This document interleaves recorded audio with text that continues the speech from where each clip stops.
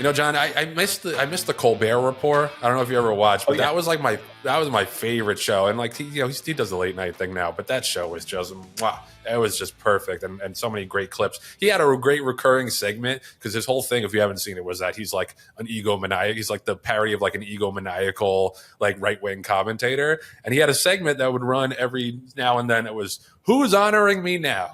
It would just pull up all sorts of like quotes or stories from out there in media land that made him made him feel good and said nice things about him. So maybe we'll start doing that because there are some people saying some nice things about Rail Talk, and God knows we love to pat ourselves on the back and each other on the back. John, your new buddy, your new best friend, Mike Rapoli, had some nice things to say. What did he say? Well, Mike really did, and it was in direct response to to the comments, the conversation that you and I had about trying to bring people together and get this industry on the right track and move in the right direction. And Mike was kind enough to say in response to our tweet, "Thank you, John Green. I really enjoyed our conversation about the future generation of horse racing. I have so much respect, admiration, and affection for your dad and my friend, Len." Now, let's pause there. I took that a little bit initially as a slight, like I have so much respect for your father, but Mike is pretty straightforward. I'm sure if he was like, and I still think you're an asshole, he would say that. So we're going to say that it was just extraordinary that he was saying nice things. Okay, back to the really nice tweet. My ultimate goal is to reverse the negativity and decline in the thoroughbred industry. It starts, but definitely does not stop with aftercare. We have a lot of work to do, and proactive change is needed immediately. My vision is to have the industry and the sport growing and thriving by 2030 with millennials, Gen Z, and alphas enjoying it at the level that both you and I have for the past 40 years. Let's all rally together for the next generation and the future of this industry and this great sport. LFG. That was just a really nice one. Kim Valerio also had a really nice response to our tweet, and I respect Kim tremendously.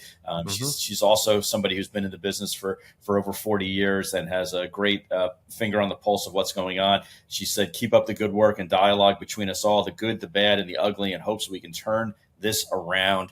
And I'll let you read the rest of it on Twitter. But Joe, we're getting some really nice responses, and I believe you had one as well.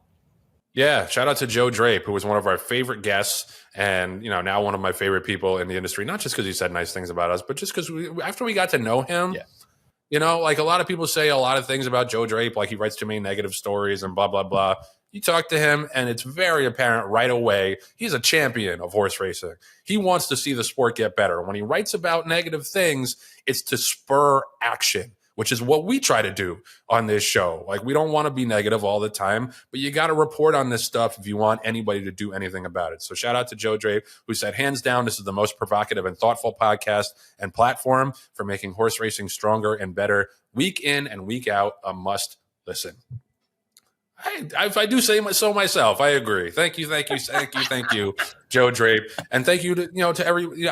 Honestly, like, we are patting ourselves on the back, and it's a "Who's honoring us now" segment. But I do want to mention these things because if you haven't subscribed yet, and you want to push us over that 10,000 number, and you want to add to those views, these are some of the biggest movers and shakers in the industry. People that have racing's best interests at heart and wanted to see it survive for the long run. And they're tuning in and they're subscribing and they're making sure they're watching the show every single week. So thank you to them, and thank you to all the people who aren't big celebrities in racing. Everybody who makes this thing go, we appreciate you. And I think, John, I think the best thing is the show just gets better and better and better. And we have so many people to thank for that: the producers, the fans, the guests. But it's been a collaborative effort for sure, and it's really, really heartening to see it gaining so much steam.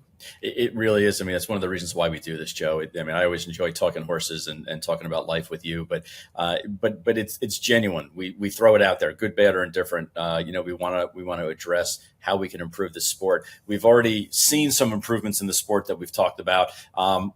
Ranging from HISA to additional requests for transparency with the stewards, to racetrack management, to the sales companies, trying to be offer safer environments, for everyone involved. I love the fact that this week we're able to run rogue because Patty's not here. So that's going to make this show even, I think even better and more well received. We miss you, Patty, but not really that much. But overall, take your time. What's that?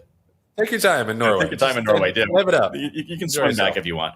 But it's been a labor of love, and I'm re-energized, Joe, about the way that the industry is moving and that we're trying to make things better, safer, more transparent for everyone involved, from the gamblers to the breeders to the racetracks and everything. Are we there yet? Hell no. We got a long way to go, but we were in the abyss pretty deep. And it's going to take us a while to get out of it, but we are definitely on the upswing. And I don't feel this. I didn't feel this enthusiasm 2-3 years ago when we were sitting there, and it really wasn't until a couple of the bad actors were ultimately found guilty of the things that they did, and then the advent of HISA, and I think at that point that was when the pendulum swung into the direction we're going. And now we are not there yet. We have a long way to go, but I'm really happy and excited for this industry. And I'm glad to be on this journey with you, buddy. Same here. And I've said it before, but I keep going back to it. I felt it at the time, just in my bones. And I feel it now, looking back 5+ years later. The indictments of Jason Servis and Jorge Navarro, to me, were the turning point. Yep. That was where the industry finally said, holy cow, we got to get our shit together. And we, like you say, we still have a long way to go. But I do think that was the straw that broke the camel's back and made people realize we got to do something. Otherwise, we're not going to be here anymore. And we're doing a lot more than we used to in this business. And that's something to celebrate.